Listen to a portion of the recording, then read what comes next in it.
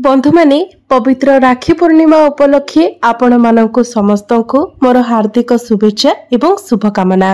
आजिर एही कार्यक्रमटी कर्कट राशि व्यक्ति विशेष मानक पई बहुत गुरुत्वपूर्ण अटे, बहुत ही खास अटे। कारण एही राखी पूर्णिमा ठारू आपणक जीवन रे किछि विशेष कथा घटिबाको जाउछि। एही राखी पूर्णिमा ठारू आपण निज जीवन रे किछि चमत्कार देखिबाको पाइबे।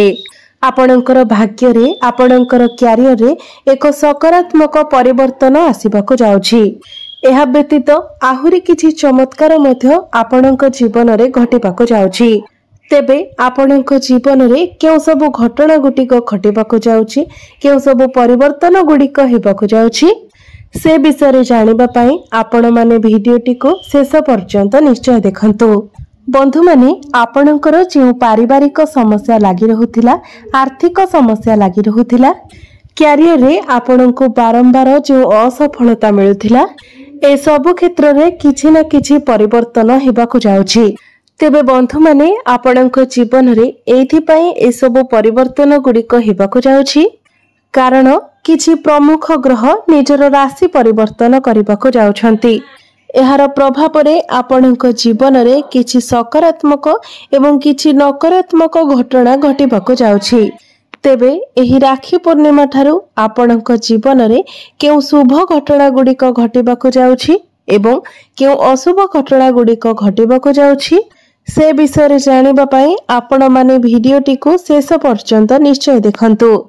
ए सब व्यस्तित आपणकर स्वास्थ्य, शिक्षा, प्रेम जीवन, वैवाहिक जीवन, भाग्य, क्यारियर एवं व्यापार वाणिज्यर स्थिति किपरि रहिबो एही राखी पूर्णिमा ठारू से विषय मध्य आजिर एही भिडियो रे आमे माने विस्तार भाबरे जानिबा।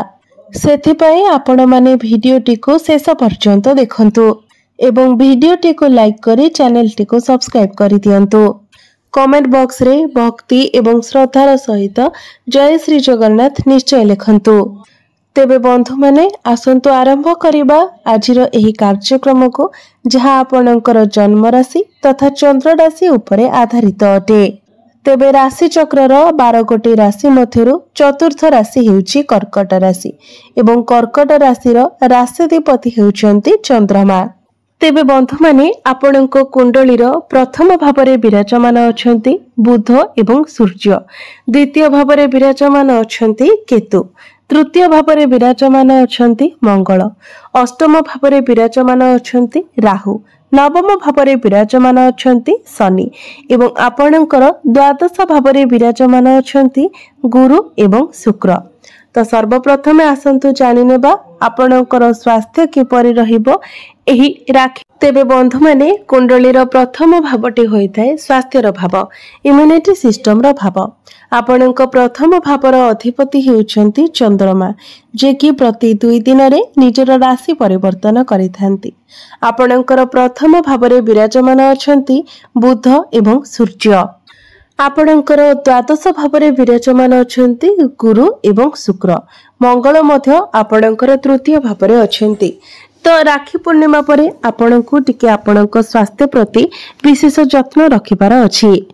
बृहस्पति द्वादश भावरे थिबा कारणरो इंडाइजेशन एवं स्टमक रिलेटेड किछि प्रॉब्लम देखा देई पारे।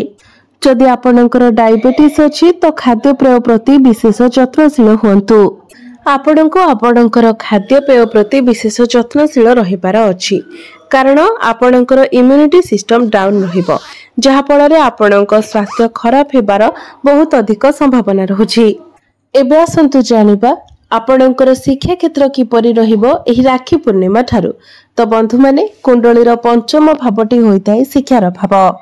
आपणक पंचम भावर अधिपति हेउछंती मंगल, मंगल आपणकर तृतीय भावरे विराजमान अछंती। तेबे बंधु माने बुध आपणकर प्रथम भावरे अछंती। तो आपणकर बुद्धि बहुत भल रहिबो, आपणकर मेंटालिटी स्ट्रांग रहिबो, आपणकर माइंड मध्ये शार्प रहिबो। किंतु जेहेतु मंगल आपणकर तृतीय भावरे अछंती एवं गुरु आपणकर द्वादश भावरे अछंती, तेणु पाठ पढ़ारे आपणकर सेतेटा मन लागिबो नाही। बुलाबुली सांग साथी मानक सहित आपण अधिक समय देबे। तो ए सब को आपणको कंट्रोल ले रखिबार अछि। आपणको निजर माइंड सेट करी पाठ पढ़ारे मन देबार अछि। एबे आसंतु जानिबा आपणकर प्रेम जीवन किपरि रहिबो एही राखी पूर्णिमा ठारू। तेबे बंधु माने कुंडलीर पंचम भावटी आपणकर शिक्षार भाव हेबा सहित पंचम भावटी मध्ये होइथाय आपणक प्रेम जीवनर भाव। तो आपणक पंचम भावर अधिपति हेउछंती मंगल। मंगल आपणक कुंडलीर तृतीय भावरे विराजमान अछंती। आपणको आपणको क्रोध उपरे नियंत्रण रखिबार अछि, एग्रेशन उपरे कंट्रोल करिबार अछि। सूर्य आपणकर प्रथम भावरे थिबा कारणरू आपणको मध्यरे ईगो देखा देबा। तो आपण जिते पारिबे निजको शांत रखिबा पई चेष्टा करंतु, नम्र रखिबा पई चेष्टा करंतु। आपण जेते शांत रहिबे, नम्र रहिबे, आपणक सहित सेते भलो हेबा। कारण छोट छोट कथा ही आपणक मध्यरे बड़ समस्या उत्पन्न करिपारे। कारण आपणक मध्यरे एग्रेशन रहिबा सहित आपणक पार्टनरक मध्यरे मध्य एग्रेशन रहिबा। जेहेतु आपणक पंचम भावर अधिपति मंगल अटंती, तो आपणक पार्टनरक मध्यरे टिके क्रोध स्वभाव रहिबा।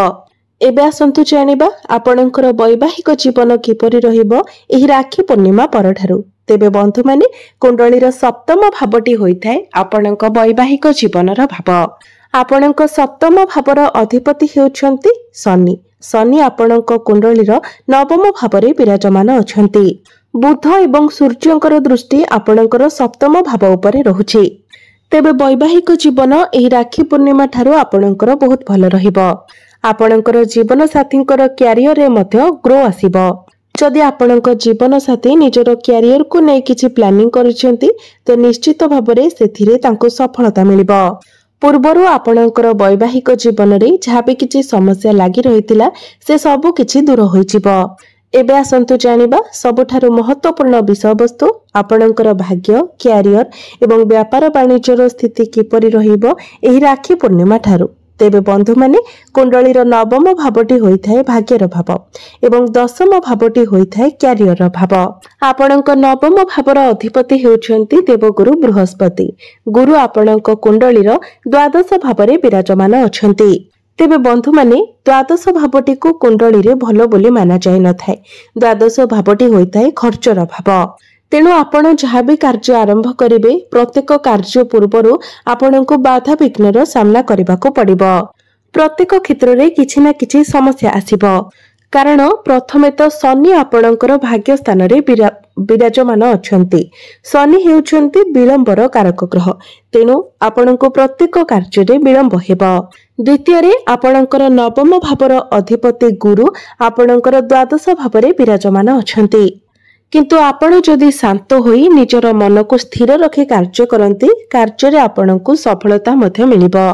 विशेष करी जेतेबेले आपण किछि किणा बेका करूछंती, पैसा रिलेटेड किछि कारोबार करूछंती, किछि इन्वेस्टमेंट करूछंती, सेतेबेले आपण बहुत भाबी चिंता करी से सबु रे आगको बढ़ंतु, नचेत आपण क्षति रे पड़ी पारंती।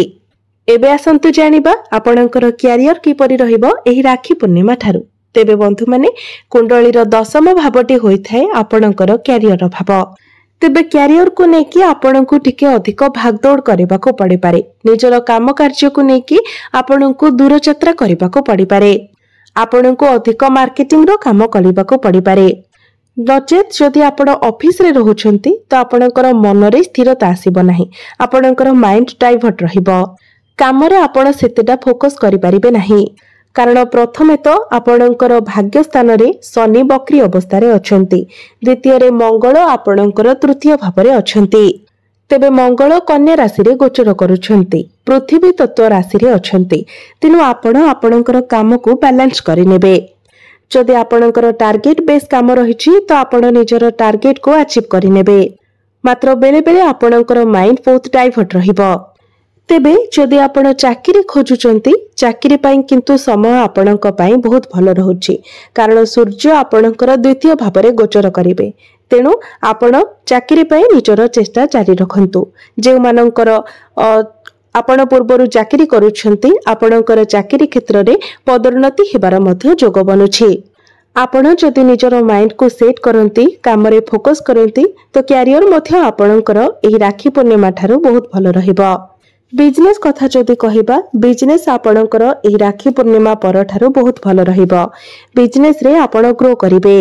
बुध आपणकर प्रथम भाव अछंती। सूर्य आपणकर धन भाव गोचर करिवे। तो बिजनेस आपणकर बहुत भल रहिबो। आपणकर फाइनेंशियल ग्रोथ हेबो। डेली इनकम बढ़िबो। आपणकर बैंक बैलेंस बढ़िबो। बिजनेस आपण आगो को बढ़ाई पारिबे। आपण जदि किछि नुवा बिजनेस स्टार्ट करंती तो सेथिरे मध्य आपणको लाभ मिलिबो। एबे आसंतु जानिबा किछि उपाय विषय जे उपाय गुडी को करबा तरा आपणको अधिक मात्रा रे शुभ फल प्राप्ति हेबो एवं जहा किछि अशुभत्व रहउची से गुडी को खंडन होई जिवो। तेबे सेथि पई प्रत्येक दिन संध्या समय आपण चंद्रमांकर बीज मंत्र 108 थर जप करंतु। प्रत्येक दिन ओम नमः शिवाय मंत्र 108 थर जप करंतु। एहा सहित प्रत्येक दिन आपण गुरुंकर बीज मंत्र मध्य 108 थर जप करंतु। तेबे बंधु माने आपणकर जीवन मंगलमय हेउ एहा ही ईश्वरंक निकटरे मोर प्रार्थना।